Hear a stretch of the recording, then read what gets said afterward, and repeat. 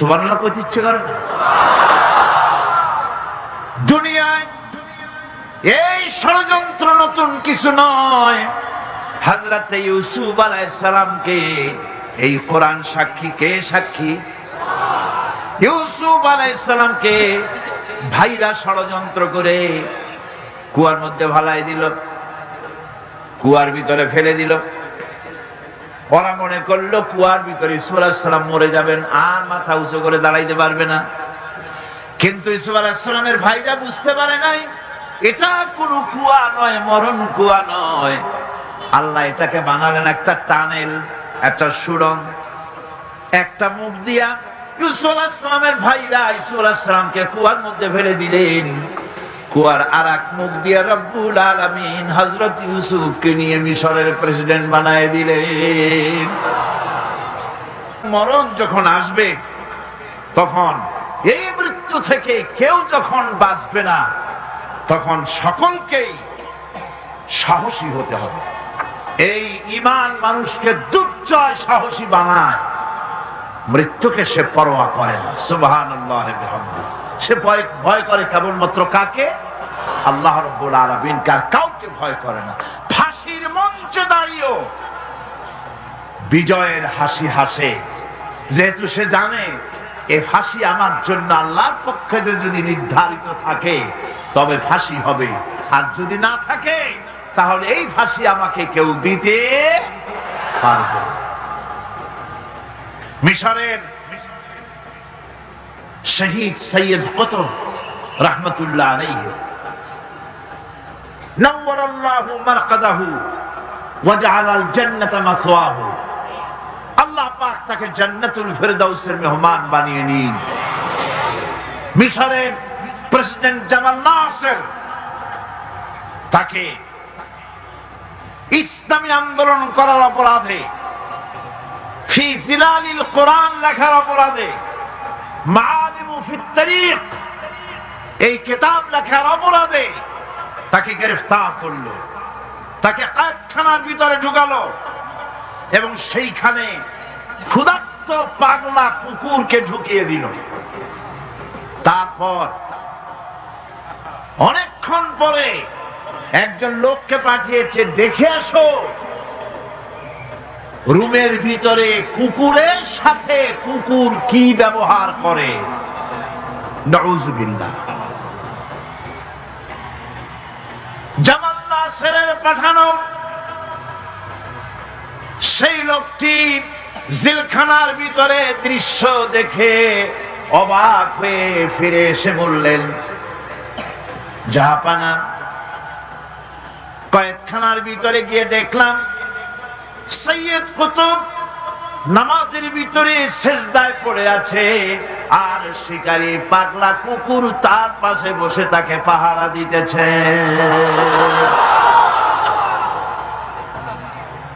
মৃত্যুর ভয় ঈমানদারেরা করে না। তাকে বলা হয়েছিল ক্ষমা চাওয়ার জন্য, তিনি বলেছেন মাজলুমকে ক্ষমা চাইতে হবে জালেমের কাছে, এর থেকে ফাঁসি গ্রহণ করে শাহাদাতের দরজা নিয়ে হাসি মুখে আমি আমার মনিবের দরবারে খাড়া হতে চাই। এটাই হলো ঈমান। আর জামাল নাসেরকে আল্লাহ পাক ইন্তেকাম নিলেন, দুনিয়া থেকে বিদায় করে দিলেন। তুরস্কের প্রেসিডেন্ট যাকে ভাগ্য বিধাতা বলা হয়, আতাতুর্ক বলা হয়, কামাল পাশা, আল্লাহর ইসলামের সঙ্গে বেয়াদবি করেছে, আরবি ভাষা শিক্ষা করা হারাম ঘোষণা করেছিল, হিজাব পরা মেয়েদের জন্য হারাম ঘোষণা করেছিল, শাদী শোদা মেয়েদেরকে বিবাহ দেওয়া জায়েজ করেছিল। নাউযুবিল্লাহ। এই কামাল পাশার ঘুম ভেঙে গেল সকালবেলায় কিসের এক আওয়াজে। সে বলল, কিসের আওয়াজে আমার ঘুম ভাঙলো?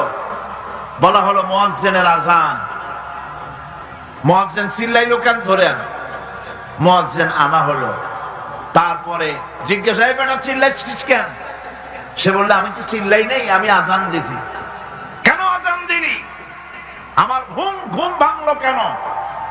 তাকে আনা হলো এবং তাকে অর্ডার করা হলো, বলা হলো, কামাল পাশা বলল আমার সামনে তাকে জবাহ করো, তার সমস্ত শরীরটাকে তরবারি দিয়া টুকরা টুকরা করে দাও।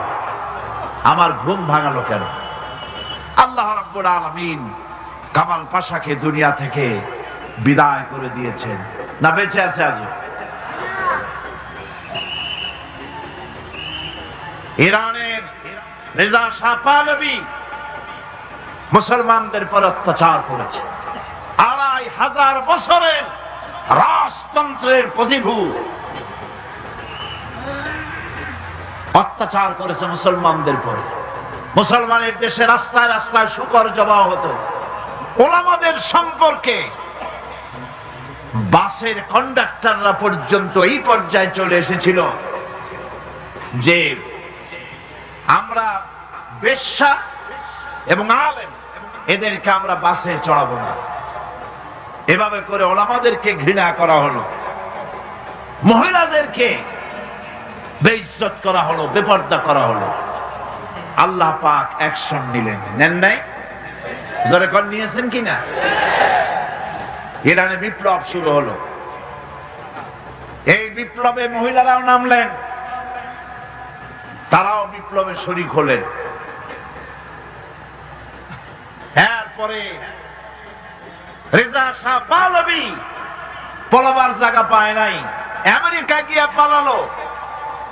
আমেরিকা তাকে জায়গা দিল না, পানামায় আসলো, পানামা জায়গা দিল না। কায়রোতে আসলো, কায়রোর একটি হোটেলে জীবনের শেষ দিনগুলি সেখানে কাটলো। এতিমের মতো, ভিক্ষুকের মতো দুনিয়া থেকে আল্লাহ জিল্লাতির সাথে বিদায় করে দিলেন। সেই আল্লাহ আছেন কি নাই? জোরে বলেন, আছেন কি নাই? ইসলামের সাথে এই শত্রুতা নতুন কিছু নয়, বহুত পুরানা।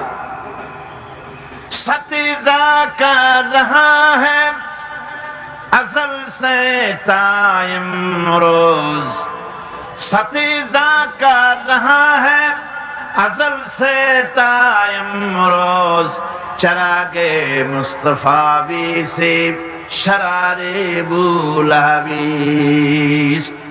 সেই আবহমান কাল থেকে ইসলামের বিরুদ্ধে এই ষড়যন্ত্র চলে আসছে। আবু জাহেলের গোষ্ঠীরা চেয়েছে চিরকাল মুহাম্মদ সাল্লাল্লাহু আলাইহি ওয়াসাল্লামের তাওহীদের চারাককে, নবুয়তের চারাককে নির্বাপিত করে দেওয়ার জন্য, কিন্তু তারা নিবাইতে পারে নাই। কারণ ইসলাম আল্লাহ পাকের কাজ। সকলে বলেন কাজ। আল্লাহ রাব্বুল আলামিন বলেন ইউরিদুনা লিউতফিউ নূরাল্লাহি বিআফওয়াহিহিম ওয়াল্লাহু মুতিম্মু নূরিহি ওয়ালাউ কারিহাল কাফিরুন। ওরা চায় মুখের ফু দিয়ে আমার আলোকে নির্বাপিত করে দেবে। আল্লাহ পাক বলেন আমি আমার আলোকে পূর্ণতা দান করব, তাতে কাফির বেঈমানদের মনের মধ্যে যত জ্বালা যন্ত্রণা হোক না কেন, ওদের মনে যত কষ্ট হোক, আমার দ্বীনের আলোকেও নির্বাপিত করতে পারবে না। আবু জাহেল চেয়েছিল মক্কায় রাসূল করিম সাল্লাল্লাহু আলাইহি ওয়াসাল্লামকে শেষ করে দিবেন, কিন্তু পেরেছে কি? পারে না। আবু জাহেলের গোষ্ঠী শেষ হয়েছে, কিন্তু রাসূল করিম সাল্লাল্লাহু আলাইহি ওয়াসাল্লামের আওয়াজ বিশ্বময় চালু আছে। ওয়া রাফা'না লাকা যিকরাক। আল্লাহ পাক বলেছেন আমি আপনার প্রশংসার দিগন্তকে বিশ্বময় ছড়িয়ে দেব। সুবহানাল্লাহ ওয়া বিহামদিহি।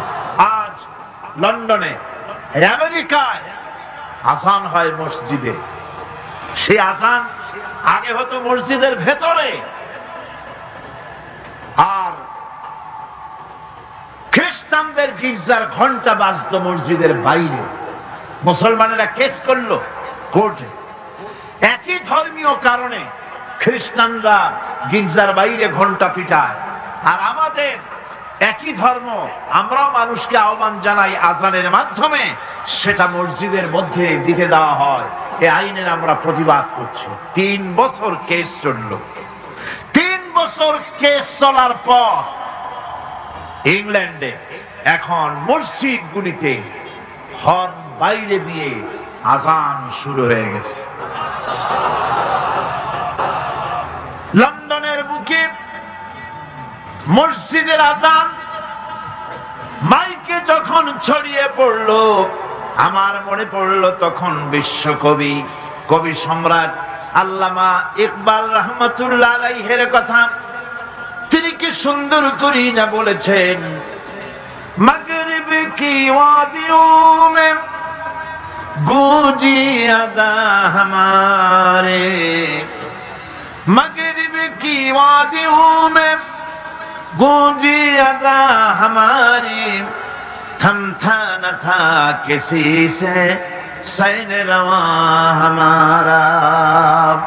প্রচ্ছন্ন এবং প্রতীচ্যে পাহাড়ে পর্বতে ইথারে সমুদ্রে সর্বত্র রণিত অনুরণিত হবে, ধ্বনিত প্রতিধ্বনিত হবে বিশ্বময় লা ইলাহা ইল্লাল্লাহু মুহাম্মাদুর রাসূলুল্লাহ।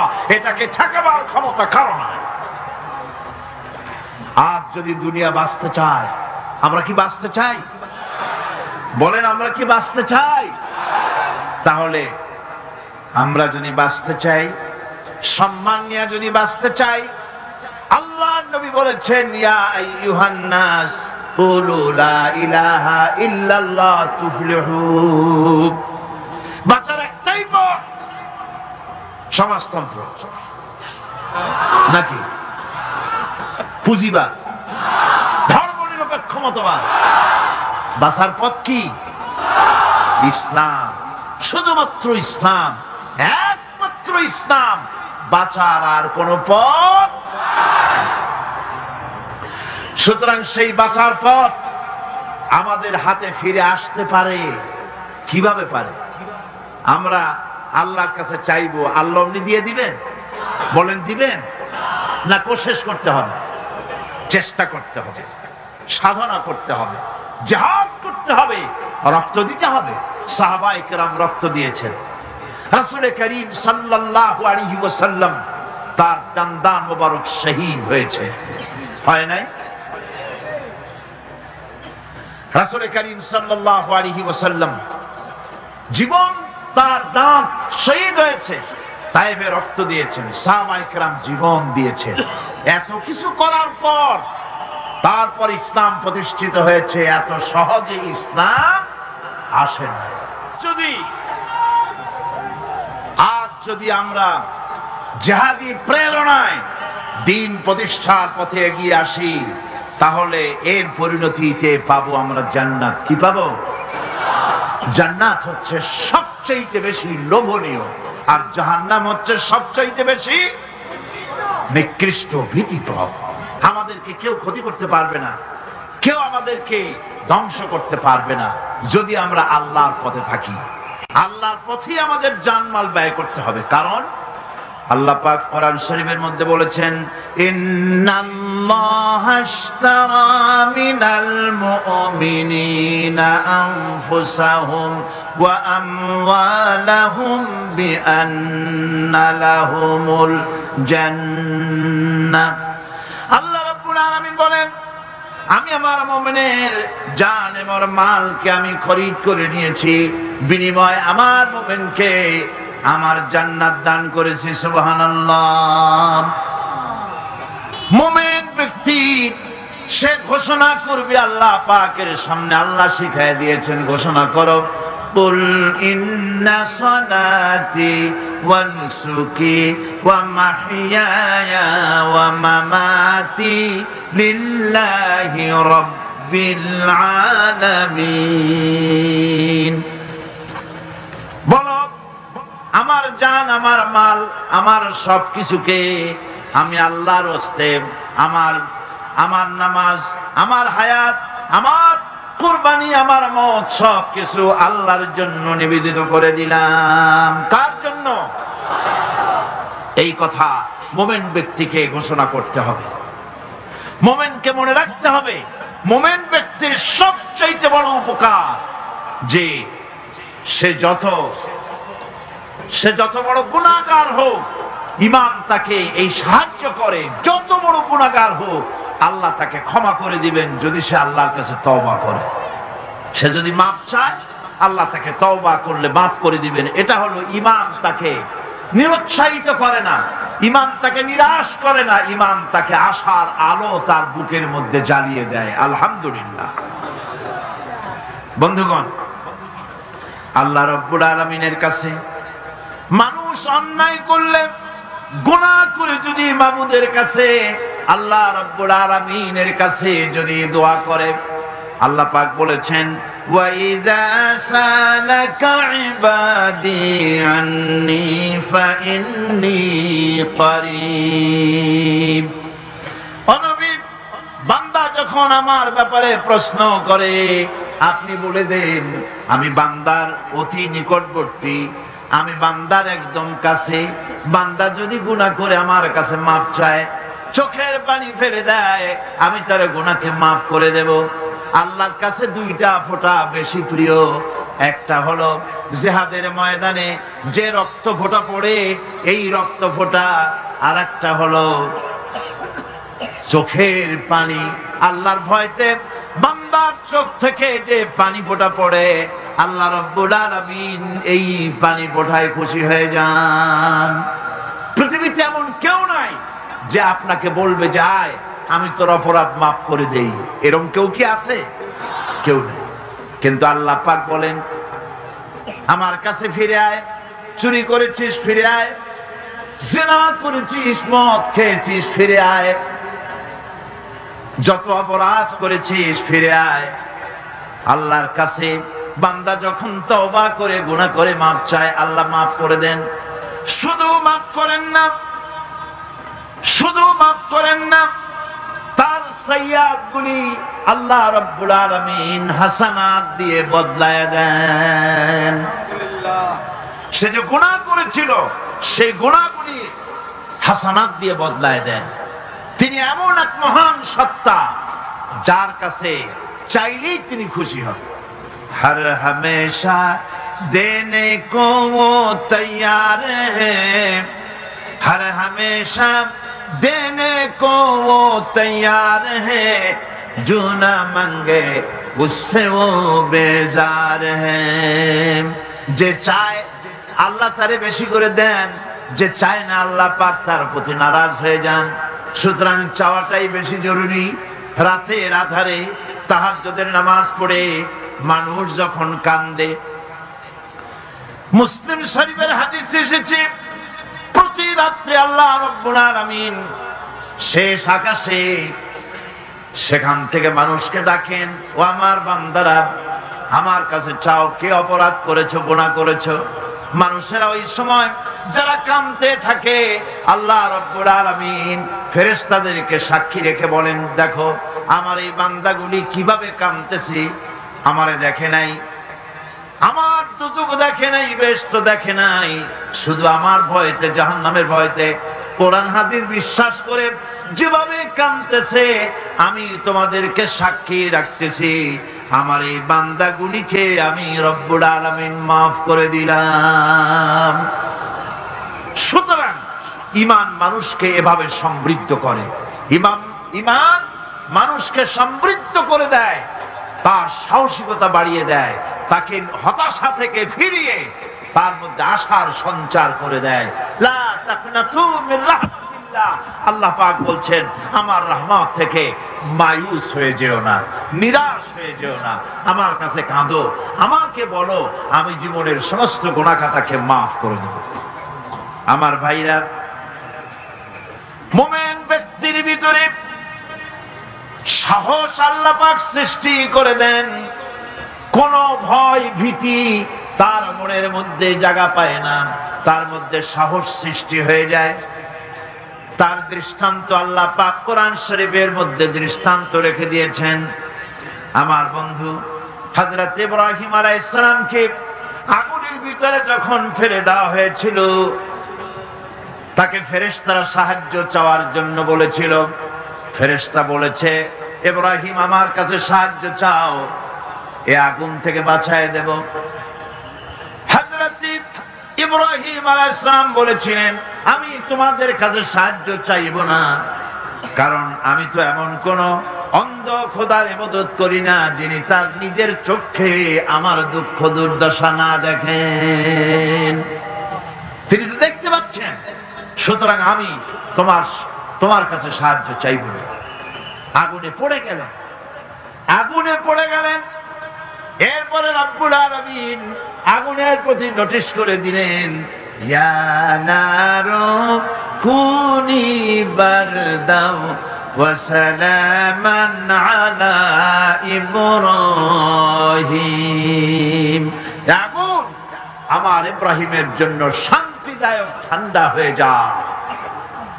কি বলেন? আগুন তারপরে জ্বলছিল? আগুন তারে জ্বালাইছে? আগুন তারে জ্বালাতে পারে নাই। আমার বন্ধুগণ, সাহস হারাবেন না, কোন অবস্থাতেই সাহস হারাবেন না। আজও যদি কোন নমরুদ কোন ইব্রাহিমের সন্তানকে যদি তার দলভুক্ত কাউকে যদি আগুনে ফেলে দেয়, আল্লামা ইকবাল বলেছেন, আজ ভি হো জু ইব্রাহিম কাইমা पैदा आग कर सकती है एक अंदाज गुलिस्तां पैदा। ইব্রাহিমের ঈমান যদি আজও কোথাও হয় বিদ্যমান, করতে পারেন অগ্নিকুণ্ডে খুবসুরত গুলিস্তান। আজ যদি আগুনের মধ্যে কাউকে ফেলে দেওয়া হয়, কোন নমরুদ যদি আজও ফেলে, তাহলে সেই আল্লাহ আছেন না যে আল্লাহ ইব্রাহিমকে বাঁচাইছিলেন? আছেন কিনা? সে আল্লাহ পাক আজও আছেন এবং আগুনের ভেতর থেকে তার বান্দাকে তিনি হেফাজত করতে সক্ষম। ভাইরা আমার, হযরতে মূসা আলাইহিস সালামকে এসব ঘটনা কোরআন শরীফে আল্লাহ পাক কেন বললেন? আমি তো বানিয়ে বানিয়ে কোন ঘটনা বলতেছি না, এগুলি কোথায় আছে? কোথায় আছে? আল্লাহ পাক এসব ঘটনা কেন বললেন? এই জন্য বলেছেন, ফেরাউন এক যুগে সেই বিদায় হবে তা না, নমরুদ এক যুগে সেই বিদায় হবে তা না, আবু জাহেল এক যুগে সেই বিদায় হবে তা না। আবু জাহেল, নমরুদ, ফেরাউন আসবে না, কিন্তু তাদের নাতি নাতনিরা তো আসবেই। তখন যেন তোমরা ভয় পেও না। আল্লাহ রাব্বুল আলামিন কোরআনে কারীমের মধ্যে পরিষ্কার করে বলে দিয়েছেন, এসব ঘটনা শোনাচ্ছেন ইবরতের জন্য। কিসের জন্য বলেন? ইবরতের জন্য। আমরা তো ইবরত বুঝি না, আমরা উপদেশ বুঝি না, শুধু ফুর্তি করি।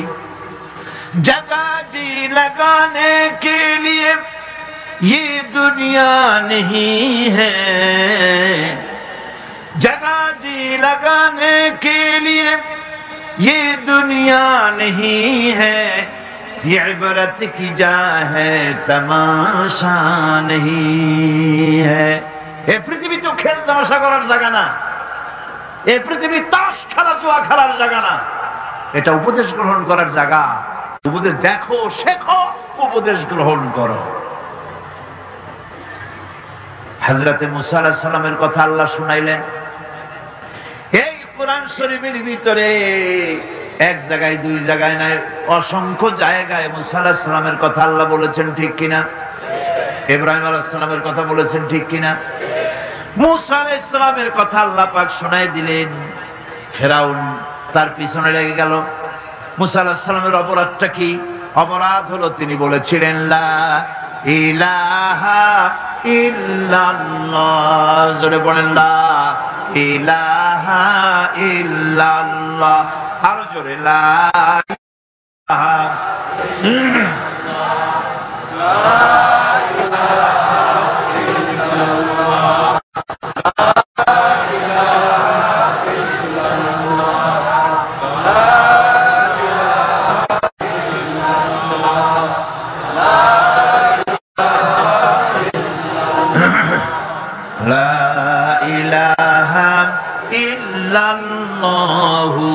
মুহাম্মাদুর রাসূলুল্লাহ। তিনি লা ইলাহা ইল্লাল্লাহ দাওয়াত দিলেন। ফেরাউন জবাবে বলল, মা আলিমতু লাকুম মিন ইলাহিন গায়রি, আমি তো জানি না, আমি ছাড়া আরো ইলা আছে, আমি তো জানি না। আমি তুই ইলা, তুমি আবার নতুন ইলা আল্লাহ কই থেকে? আবার যদি আমার সামনে নতুন কোন ইলাহের সন্ধান দাও, যদি দাওয়াত দাও, লাআজআলান্নাকা মিনাল মাসজুনিন, কারারুদ্ধ করে রাখবো, জেলখানায় ঢুকাবো। মুসা আলাইহিস সালাম বললেন, ফিরআউন রে, কারে তুমি ভয় দেখাও জেলখানার? আমি তোমার জিলের পরোয়া করি না, কারণ আমি আল্লাহ রাব্বুল আলামিনের পয়গম্বর মুসা কালিমুল্লাহ, জেলের পরোয়া আমি করি না। ফিরআউন তারে ঘিরে ফেলল, দরিয়ার কিনারে 3 দিক থেকে আক্রান্ত হয়ে গেল। হযরতে মুসা আলাইহিস সালামের সাহাবীরা বললেন, ইন্না লামুদরাকুন, আমরা তো ঘেরাও হয়ে গেছি, আমাদের তো আর পালাবার কোনো উপায় নাই। মুসা আলাইহিস সালাম বললেন, কাল্লা, কখনোই নয়, ইন্না মাইয়া রাব্বি সায়াহদিন, অবশ্যই আল্লাহ আমাদের রাস্তা দেখাবেন। সুবহানাল্লাহ। একদিকে দরিয়া আর 3 দিকে কি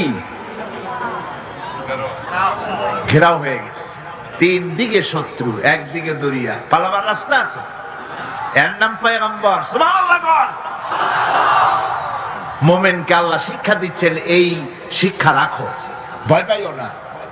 চতুর্দিকে অন্যায়, অত্যাচার, অবিচার, জুলম, শোষণ, নির্যাতন থেকে ভয় পেও না, আমি আল্লাহ আছি। আছেন না? আল্লাহ কয় এক একজনের ক্ষমতা দেই, এক এক দলকে ক্ষমতা দেই, ক্ষমতা দিয়া লিনানজুরাকুম কাইফা তা'মালুন, ক্ষমতা দিয়া তাকায় দেখি করো নাকি, কি করো। তারপরে যখন দেখি নাফরমানি শুরু করেছে, বেঈমানি শুরু করেছে, আমার গোলামদের উপরে অত্যাচার চালাচ্ছে, এটা যখন দেখি, আল্লাহ পাক বলেন, আমি তখনও ওয়ায়ামুদ্দুহুম ফি তুগয়ানিহিম ইয়ামাহুন, আমি ঢিল দিয়ে দেই, দেখি পারো কদ্দুর, কদ্দুর পারো। তারপরে যখন সীমা লঙ্ঘন করে যায়, যখন প্রান্ত সীমা এসে যায়, আল্লাহ পাক বলেন, ইন্না বাতশা রাব্বিকা লাশাদীদ, এরপরে আমি ধরি। আর যখন আমি ধরি, আমার হাত থেকে ছাড়িয়ে নেওয়ার ক্ষমতা পৃথিবীর কারণ নাই, আকাশেরও কারণ নাই। ঠিক কিনা? সুতরাং ভয় পাওয়ার কোনো কারণ নেই। মুসা আলাইহিস সালাম বললেন, ভয় পেও না, আল্লাহ আমাদেরকে রাস্তা দিয়ে দিবেন। মহান আল্লাহ রাব্বুল আলামিন হযরতে মুসা আলাইহিস সালাম যখন সঙ্গীদেরকে বললেন, ভয় পেও না, আল্লাহ পাক বলেন, আমি তখন কি করলাম? ফাআওহাইনা ইলা মুসা আন ইদরিব বিআসাকাল বাহরা ফানফালাকা ফাকানা কুল্লু ফিরকিন কাত-তাউদিল আযীম। আল্লাহ পাক বলেন, আমি ওহী নাজিল করলাম, মুসার প্রতি ওহী অবতীর্ণ করে দিলাম, তোমার হাতের লাঠি দিয়া দরিয়ার উপরে আঘাত করো। দরিয়ার উপরে তিনি আঘাত করলেন, দরিয়া ফেটে গেল, 12টা রাস্তা হয়ে গেল। এক একটা রাস্তার একটা রাস্তার মাঝখানে পানির বিরাট দেওয়াল হয়ে গেল, পাহাড়ের মতো। ওয়ানজাইনা মূসা ওয়া মান মাআহু আজমাইন, এরপরে আমি মুসা আলাইহিস সালামকে এবং তার সাথী সঙ্গীদেরকে নাজাত দিয়া দিলাম, আর তার ফেরাউনের দলবলকে ডুবাইয়া শেষ করে দিলাম। ফেরাউন তার দলবল নিয়ে পানির মধ্যে যখন এলো, দেখলো রাস্তা, পানির মধ্যে রাস্তা। মুসা আলাইহিস সালামকে ধরার জন্য পূর্ণ উদ্যম এবং উৎসাহ নিয়ে দরিয়ার ভেতরে ঝাঁপিয়ে পড়লো, রাস্তা দিয়ে এগোতে লাগলো। মাঝখানে যখন এলো, আল্লাহ পাক বললেন, কুন, আল্লাহর তো সুইচ টেপা লাগে না, কি কর? নৌবাহিনী তো টাকা লাগে না, সেনাবাহিনী কোথায় আছে খোঁজ নেওয়া লাগে না। যখনই কিছু ইচ্ছা করেন শুধু বলেন কুন ফায়াকুন, যখন বলেন হও হয়ে যায়।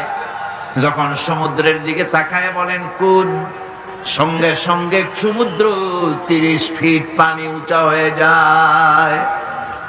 বাতাসের দিকে তাকায় যখন বলেন কুন, 280 মাইল স্পিডে প্রবাহিত হয়ে যায়। যখন মাটির দিকে তাকায় বলেন কুন, সঙ্গে সঙ্গে 5 তলা বিল্ডিং মাটির নিচে চলে যায়। যায় কিনা? এখানে তো গেছে 2 তলা। টার্কিতে, ইরানে, আমেরিকা, মেক্সিকোতে, পৃথিবীর বিভিন্ন ভূমিকম্পের জোন যেগুলি আছে, এরিয়া আছে, এ সমস্ত বিশাল বিশাল বিল্ডিং গুলি ধুলার মতো করে আল্লাহ রব্বুল আলামিন কালইহনিল মানফুস, বাতাসের মতো করে, তুলার মতো করে উড়ায় দেন। সুবহানাল্লাহ। ভূমিকম্প আমার নিজের চোখে দেখছি। ভূমিকম্প হয় কেমনে? চোখে দেখছি মানে ভূমিকম্পের জায়গায় দেখলে, জায়গায় দাঁড়ায় দেখলে তো আমি এখানে আসতেই পারতাম না। ক্যালিফোর্নিয়া, লস অ্যাঞ্জেলেস, ভূমিকম্পের পরের বছর আমার সেখানে দাওয়াত ছিল। ছবির ভিতরে আমাকে ভূমিকম্পের দৃশ্য দেখানো হলো। ওরা স্যাটেলাইট থেকে ভূমিকম্প চলাকালীন সময় ছবি তুলেছে। আমার দেশে রাস্তা হচ্ছে 1 তলা রাস্তা, আর আমেরিকা, ইংল্যান্ডে রাস্তা 5 তলা 6 তলা। টোকিও থেকে গত বছর টোকিও সফর করলাম, জাপানে 5-6 তলা ট্রেন লাইন আছে মাটির তলায়, ইঁদুর ফেল। সেই লস অ্যাঞ্জেলেসে ভূমিকম্প, 5 তলা 6 তলা বিল্ডিং গুলি কাতাইয়ে সিজিল্লিল কুতুব, কিতাবের পাতার মতো একটার পর একটা ঠাস ঠাস করে পড়েছে। মেয়ে লোকেরা যেমন ডিম মামলেট করে, এই রকমের গাড়ি গাড়ি সুদ্ধা রাস্তাগুলির পেঁচাইয়া মামলেট বানাই দিয়েছে। আমি ছবির ভিতরে দেখছি বিশাল স্ক্রিন, আমার পেছনে যে পর্দা আছে এর থেকে বড় স্ক্রিন, অন্তত 10,000 লোক একসঙ্গে বসে দেখার সুযোগ আছে সেখানে। সব খ্রিস্টান, ইহুদি, 2-4 জন মুসলমান। আমি স্থান, কাল, পাত্র সব ভুলে গেছি। আমি দেখতে পেলাম মাটি সমুদ্রের ভিতরে যেমন তুফান হয়, মাটিতে ওই রকম তুফান হচ্ছে, আর বিল্ডিং গুলি ভেঙে যাচ্ছে, সমস্ত ব্রিজ গুলি ভেঙে যাচ্ছে। আমি আল্লাহু আকবার বলে চিৎকার মেরে উঠলাম। সুবহানাল্লাহ, কি বিশাল ক্ষমতার মালিক তিনি! শুধু বলেন কোন, সাথে সাথে হয়ে যায়। সুবহানাল্লাহ। সামান্য 3 দিনের মাতবাড়ি একটু মন্ত্রী, হায় হায়, অহংকারের ঠেলায় অস্থির, মানুষ চেনে না। শক্তি, শৌর্য, বীর্য মনে করে সব আমার, কিন্তু কিছুই তোমার না। সময় যখন আসবে দেখবা তোমার কেউ না। টেলিফোনের কাছে হাত দেবা, তারও সময় পাওয়া যাবে না, তার আগেই কাম সারা। দেখেন না আমাদের দেশে পুলিশের অবস্থা দেখে, পুলিশেরা এরা মন্ত্রী যখন আসে খুব ফিটফাট হয়ে মন্ত্রীকে স্যালুট মারে, হাত দিয়ে একটা মারে, পাও দিয়ে আর একটা মারে। আমি চিন্তা করছি যে এটার হাতেই কথা কি বিষয়টা, এই যে 2টা স্যালুট, হাত দিয়ে একটা, পাও দিয়ে একটা, কারণটা কি? হাত দিয়ে তো বুঝলাম যে সত্যি এরা হাত দিয়া ব্রিটিশ প্যাটার্নে স্যালুট মেরেছে, কিন্তু পাও দিয়া, পরে চিন্তা করলাম আসলে ঠিকই আছে। তার মানে হলো এর হাকিকত হচ্ছে, যতদিন মন্ত্রী সাহেব এই সরকারের আইন মেনে, এই সংবিধান মেনে বাংলাদেশের স্বাধীনতা, স্বাধীন অস্তিত্ব, সার্বভৌমত্বকে মর্যাদা দিয়া যতদিন চলবেন, এরকম মারব। আর যখন বেকায়দা করবেন হাত দিয়া না নিচেরটা দিয়ে মারবেন। কথা ঠিক কিনা কন? আজকের যে স্বরাষ্ট্রমন্ত্রী কালকে দেখবেন পিটানের ঠেলায় ক্ষমতায় যদি না থাকে হসপিটালে শুয়ে আছে। এগুলি তো আমরা পত্রিকায় দেখি, ছবি শুনতে দেখি। কথা ঠিক কিনা? এগুলি আমি বললাম কেন? এই জন্য বললাম ইতিহাস ভুলে যাওয়া উচিত না, ক্ষমতার দম্বে পাগল হয়ে যাওয়া উচিত না। আল্লাহ পাক বলেছেন লিনানজুরাকুম কাইফা তা'মালুন, ক্ষমতা দিয়ে আমি দেখি আমলটা কি করো, তোমার আমলটা কি হয়, কি ধরনের ব্যবহার করো জাতির সাথে, মানুষের সাথে। ক্ষমতার দম্বে পাগল হয়ে যেও না। ওই যে পণ্ডিত জওয়াহরলাল নেহেরু সেই যে বাংলা হসপিটালে গিয়েছিল, মেন্টাল হসপিটাল, মাথায় সুন্দর টুপি, গায়ে শেরওয়ানি, চোস্ত পাজামা, হাতে ছড়ি, ইসলামী ড্রেস। অমুসলমানদের কাছেও মজা লাগে, কিন্তু দুর্ভাগ্যজনক আমার দেশের মুসলমানদের মজা লাগে না। এদের মজা লাগে অন্যদেরটা অনুসরণ করতে, নিজেরটা ভালো লাগে না। সুন্দর টুপি, সারা জীবন নেহেরু শেরওয়ানি, পাজামা, টুপি ব্যবহার করেছেন, ঠিক কিনা? এই পোশাক কার? নেহরুর বাপে, মুসলমান। আজ মুসলমানদের এই ড্রেসকে বাংলাদেশের টেলিভিশনে অমর্যাদা করা হচ্ছে। আমি পার্লামেন্টে যখন এই কথা বললাম যে বাংলাদেশের টেলিভিশন মুসলমানদের দাড়ি আর টুপি নিয়ে উপহাস করে, আমার পাশের থেকে একজন ট্রেজারি বেঞ্চ থেকে বলল, আপনি মিথ্যা বলছেন, আল্লাহর গজব হবে আপনার উপরে। আমি বললাম ওয়েট এন্ড সি, গজব কার উপরে হয় আমরা দেখি, অপেক্ষা করি। ভিলেন পার্টে যে অভিনয় করে টিভিতে, নাটকে, সিনেমায়, একটা খারাপ চেয়ারম্যান, একটা খারাপ লোক অভিনয় করার জন্য যাকে আনা হয় তার মাথায় একটা টুপি থাকে কিনা, টেলিভিশনে থাকে কিনা, লম্বা একটা জামা থাকে কিনা, মুখে দাড়ি থাকে কিনা, কাঁধে একটা রুমাল থাকে কিনা। এবার আমি প্রশ্ন করি, মুসলমানদের মাথার টুপি কি জামাত ইসলামী? মুসলমানদের দাড়ি আর লম্বা জামা কি শিবিরে? এই দাড়ি আর টুপি বিশ্বনবী মুহাম্মদ রাসূলুল্লাহ সাল্লাল্লাহু আলাইহি ওয়াসাল্লামের। সুতরাং 12 কোটি মানুষের, 12 কোটি তাওহীদি জনতার, 12 কোটি তাওহীদি জনতার রেভিনিউ নিয়ে, তাদের ট্যাক্স নিয়ে রাসূলুল্লাহর সুন্নতের সাথে যারা বেয়াদবি করে, আল্লাহ রাব্বুল আলামিন অবশ্যই আযাব এবং গজবে তাদেরকে নিবেদিত করবেন।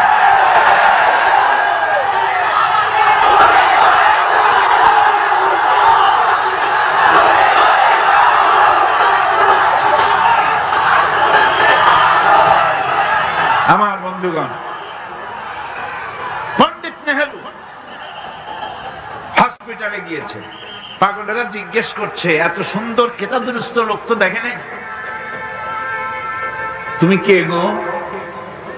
উনি বললেন, আমারে ঠিক পাও নাই, আমি ভারতের প্রধানমন্ত্রী পণ্ডিত জওয়াহরলাল নেহেরু। এক পাগল অনেক সময় আপাদমস্তক নিরীক্ষণ করে দেখে বলছেন, ও সেই কথা, তা ঠিক আছে, আমরাও যখন এখানে এসেছিলাম তোমার মতো এরকম লম্বা লম্বা কথা আমরাও বলতাম, থাকো আমাদের কাছে কিছুদিন, তোমার মাথাটাও ঠান্ডা হয়ে যাবে।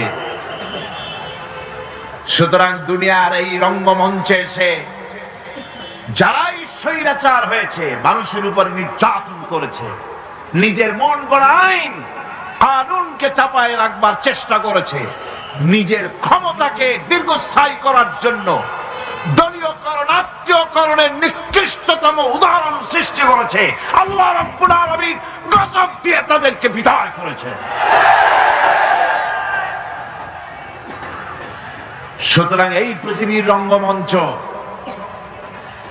এইখানে আল্লাহ পাক কোন জালিমকে বরদাস্ত করেন নাই, ঠিক কিনা কন?